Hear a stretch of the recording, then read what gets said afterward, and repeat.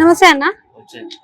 తెలంగాణలో రేవంత్ రెడ్డి వచ్చినాక కొన్ని పథకాలు ఇచ్చిండు. మెయిన్ ముఖ్యంగా చూసుకుంటే రేషన్ కార్డుల విషయం అన్నాడు. మరి ఇప్పటి వరకు ఎన్ని రేషన్ కార్డులు వచ్చినాయి అంటారు? ఇచ్చిన వాళ్ళకైతే ఇచ్చారు, బాగా వచ్చిన అందరికైతే అందాయి. ఓకే, అంటే 1,00,000 రేషన్ కార్డులు ఇచ్చినట్టేనా?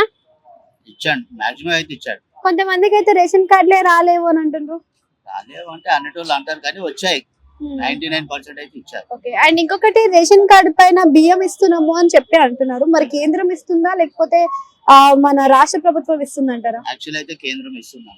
మరి మేమే ఇస్తున్నాం అని చెప్పేసి నరేంద్ర మోడీ ఫోటోలు కూడా ఇస్తలేరు కదా అంటారు, కానీ కేంద్రమే ఇస్తుంది.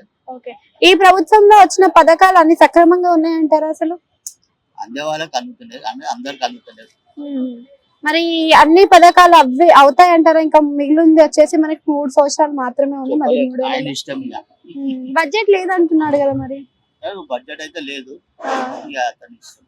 ఓకే, సో రేషన్ కార్డుల విషయంలో మనకి చూసుకుంటే చాలా మందికి రేషన్ కార్డు పైన వచ్చే సదుపాయాలు వస్తలేమంటున్నారు. ఏవైతే గృహలక్ష్మి కూడా దానిపైననే డిపెండ్ అయి ఉంది, అండ్ మనకి సన్న బియ్యం కూడా దానిపైననే డిపెండ్ అయి ఉంది, చాలా వరకు కరెంటు బిల్లు కూడా దానిపైననే డిపెండ్ అయి ఉంది. మరి ఒకవేళ అది పొందిన వారికి ఎలా ఉంటాయి అవకాశాలు, పొందిన వారికి ఎలా ఉంటాయండి?